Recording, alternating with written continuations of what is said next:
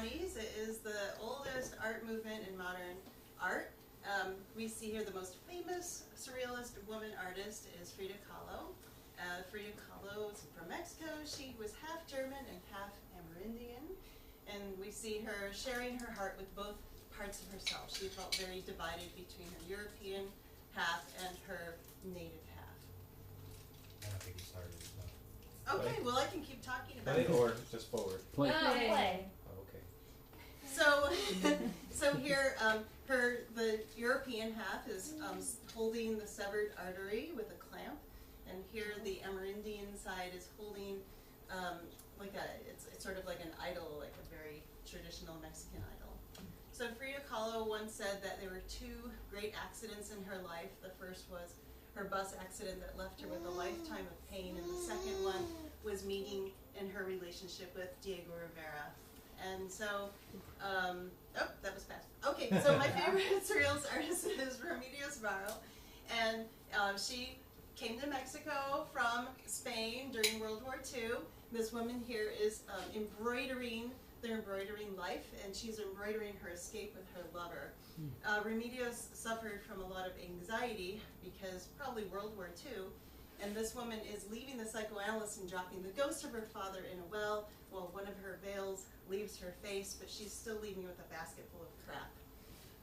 Here we have Leonora Carrington, who also went to Mexico during World War II and also stayed for the rest of her life. This piece here, the title is based on a 1351 old text. We've got the ancestors. So Leonora Carrington was really into alchemy. She was a friend with Remedios Varo, the last artist I just showed you. And Leonor Fini, she didn't call herself a surrealist. Leonor Fini was into designing a lot of costumes for the ballet, for the opera, for the stage, for film. And here we see this very, I will just forget. Okay. This is an interesting series. It's on a panel. It's like a folding screen. She was also known to be a cat woman. At one point she had 23 cats in her house. She loved to paint her cats, and she was known to be the first woman artist to paint a male nude, or she was credited for that. I'm sure she wasn't officially the first one. So I get more time with this slide, which is nice. Alright, can move along whenever you're ready. Yeah. Oh, okay. No, This no, one no. is slower. Oh, the thing that wasn't said before was that this is a 5-minute presentation with 15 minutes per slide, which makes it harder for all. 15 minutes per slide. Sorry, 15 seconds per slide, which makes it harder my for God. all of the presenters. So they're doing a very good job of going within those parameters. Just so you know. Yeah, so it's the metamorphosis of woman. So at the top we see the flesh, and at the bottom we see the bones. And this is a silk screen, and this is a series of 120. So they're out there somewhere. Dorothea Tanning, she's interesting. She married Max Ernst, who was for at one point the lover of Leonora Carrington. They lived in Sedona, and this piece is about the return of spring and the return of the muse. She was a writer, she was a sculptor, she was a painter, she was a printmaker. She did all sorts of things. She talked a lot about how America was so puritanical with the naked body. The story with this one is great. So Merritt Oppenheim is sitting in a cafe with Picasso. He's admiring her fur-covered bracelet and said everything is better covered with fur. And she says, even this cup and saucer. And so that's how that evolved. Her work was about feminine sexuality, about male power over feminine sexuality. So this piece sort of speaks of bondage and foot fetishes and sexual fetishes. Francesca Woodman is our first photographer here. Famous parents who are both artists, and I love this piece because it reminds me of the story of the Yellow Wallpaper by Charlotte Perkins Gilman, where she's coming out of the wallpaper there. She has about 10,000 slides, medium format, in her short life. She died at age 22. She committed suicide, and that suicide sort of flavors the way we look at her work. It's hard not to. We have some living artists now. So Tina Litherland exhibits in Chicago. She uses old 15th century painting techniques, and I love this piece because she's opening that door to the unconscious. This artist, this piece, she's from South Texas. Here she has sort of like the story of her life, starting with her childhood in Texas, going up, and you know, the water being the unconscious. Here we have Amy Cutler. Now she worked with wash on paper, and so all of these women are sort of tied to their femininity or their feminine roles, catching the baby, trying to escape. Cynthia Tom is in San Francisco. She has a great show right now at the Gallery Route 1 in Point Reyes. Her work is about human trafficking through the eyes of a Chinese American family. Sandy Yagi is also in San Francisco, and her work is all involves science and the folly of man. Here we have the extinct passenger pigeons with the skeleton, human skeleton holding it, so very funny. And then this is one of my paintings, and I do all sorts of art, as it was in the introduction, but I always come back to surrealism because that's where my heart is, and somehow it just expresses who I am. And in Night Garden here, this piece is about the unconscious. It's about all those little goodies that we plant in our garden of our lives that we can't see in the light. Those are my slides.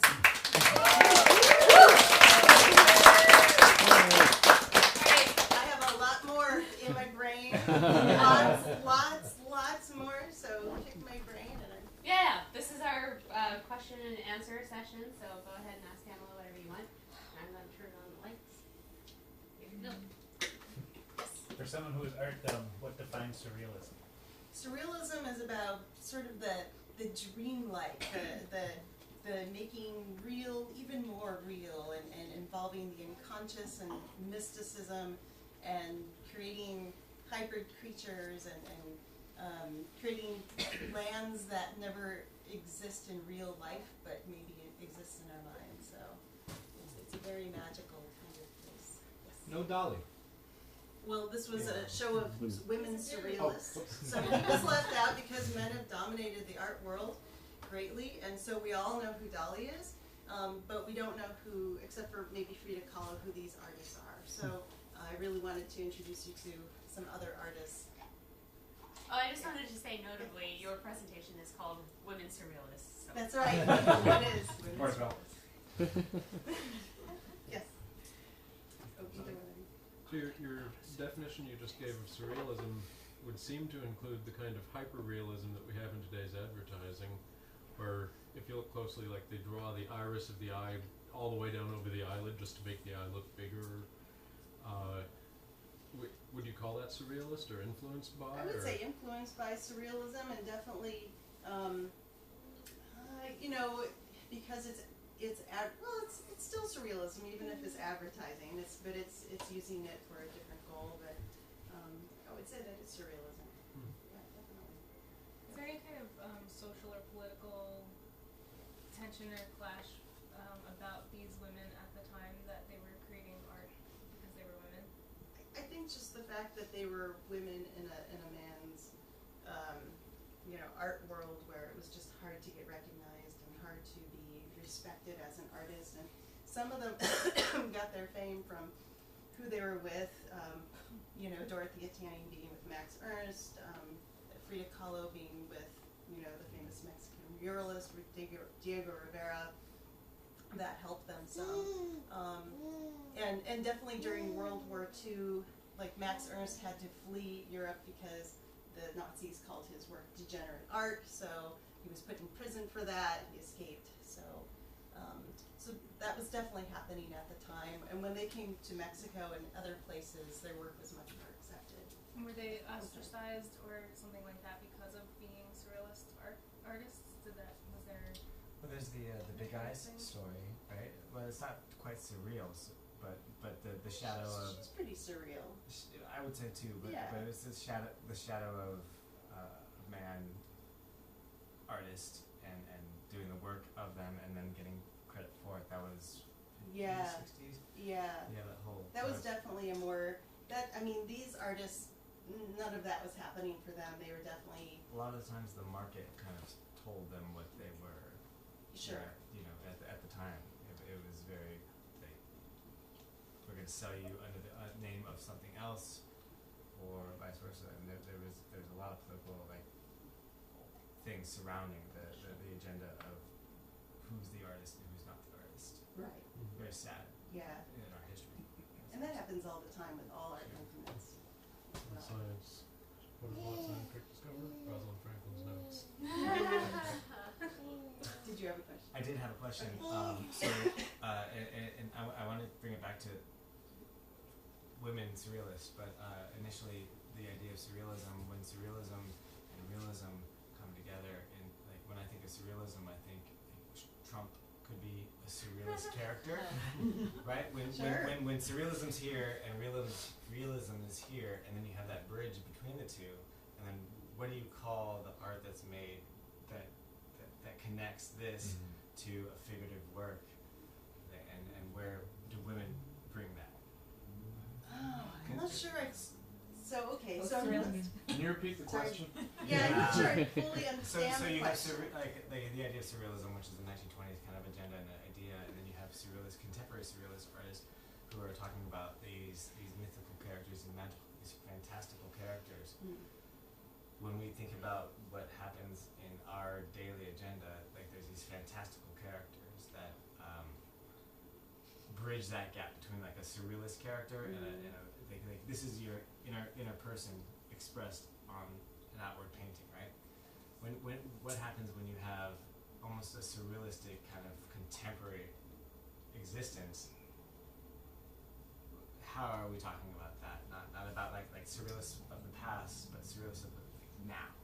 Yeah, I'm not sure if there would be a name for that, but I would say it's the physical manifestation of our subconscious coming through, and it looks very surreal because it's something we're not used to looking at, like the Donald Trump in all of us. Wrong. Yeah.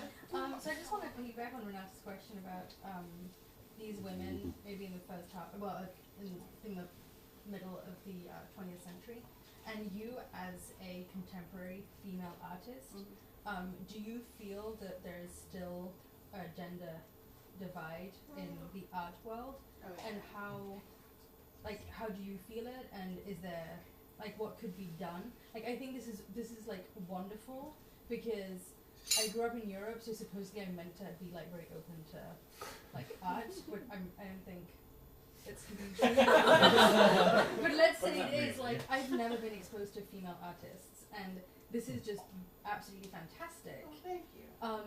And so like what should we be doing to like make that balance exist? Yeah, it's still there, and it's hard to say. I think it's on such a deep level. I'm not really sure what the best solution is. I know that there's the group, the Guerrilla Girls, who are still very active out there, who are protesting in museums and places where you walk into the Met and you've got 95% or more of the art is by men. And part of that is because the older work was all done by men because women weren't allowed to create back then. But then when you're looking at more modern and more recent work, and it's still 95% men. That's way worse. Yeah, so it's I think it's not just an issue of art. I think it's an issue that goes deeper and goes into every level. But I think that what we can do is just look at artists who are women and learn about them and go to their exhibits, and whether it's a gallery or a museum, and if you see somebody's work that's affordable and you're into collecting art, buy art. I've bought a lot of art over the years, and I have a very small salary as an art teacher, but somehow I do it. I buy small pieces, or I talk to the artists and I pay them over a period of 10 years for the piece. not that bad, but so investing in those types of things, sharing work by women that you like with other people. I think it's just going to have to start with individual people, just like it would with science or any other field. I went to a talk at LACMA specifically. I was invited by a female gallery owner who went to a talk who was invited. It it was for women collectors, women who didn't have as much money as men collectors. This is what you should be looking at. This is what you should be doing as a collector, as someone who is going to buy art. We know you don't have as much money as these guys who are paying millions of dollars, but what you can do is, and how to build the market around the women agenda of collecting art. Oh, sounds interesting.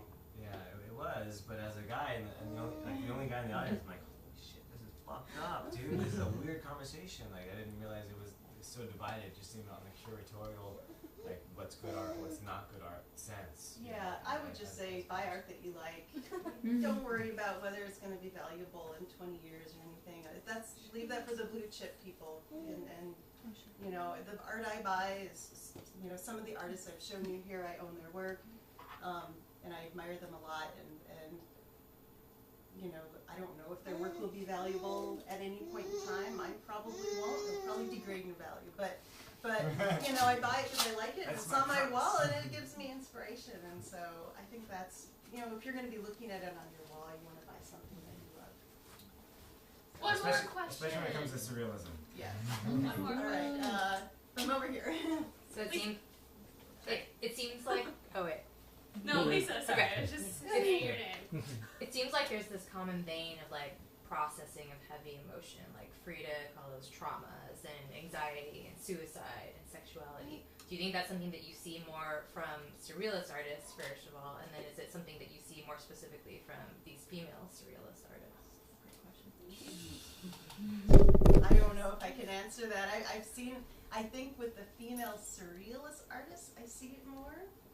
Because I've looked at so much surrealism, and it seems like with the men it's not as personal, it's not about so much about their unconscious or finding symbols for their own life or mysticism. It's more, to me they look more like creating imaginary worlds and things, yeah, dream spaces, but not as personal. But in the art world in general, I would guess it's pretty 50-50. But that's just a guess. I don't know. That's a pretty big thing to contemplate. I'll have to think about that in bed tonight. And sorry, can I just piggyback on that? Yeah, I'm sorry, Bridget. I One said more. last question. Come on, piggybacker. So I don't know if that's what your question was going to, but do women express more of those issues than men in general in art? That's a Like, loaded is question. female painting more You personal? know, I think artists in general are really sensitive people, and I Yeah. think the men are sensitive and the women are sensitive. And I think, you know, if we looked at the population as a whole, that we might see a difference with that sort of thing. But I think in art, you know, I don't think it's there. And where the art comes from, and you know, where Yeah, it artists are comes making from a very yeah. deep personal place, and artists are, you know, very sensitive people, and and sometimes they do really personal art, and sometimes they don't. But I can see that being, I would say, even. Can I offer another suggestion about what we can do? Oh yeah. So I also am an art person, and have a lot of different meanings, but one thing that's really, really helpful to do is, and it's harder with the bigger institutions, but at your local museums when you go, they always have feedback. If you see a lady artist that you like, if you see a piece you like, if you want to see more, if you have suggestions for, oh, I like this one piece in their collection, I'd love to see an exhibition about that. Yeah. File a comment card. Email someone at the museum. Tell people who are actually in charge of sharing this with the local communities. Tell them that you want to see it. Yeah. And especially now when feminism and equality is such a huge hot button issue, and people want to be, a lot of institutions, especially in the Bay Area, want to be seen as feminist or progressive institutions. People are making curatorial choices that are including women. People are starting to make those choices, and if they're encouraged, if they're shown that there's interest, it could really make a difference. That's I a think. great suggestion. Yeah, if you see a great, like I saw a great Frida Kahlo show in New York. How come you don't have it? Yeah. We need The to see whole more art of world, that. they all know each other, so if That's you right. see We need something to see in more other Pam cities, Haydas. Yeah. Come on. Yeah. Tell me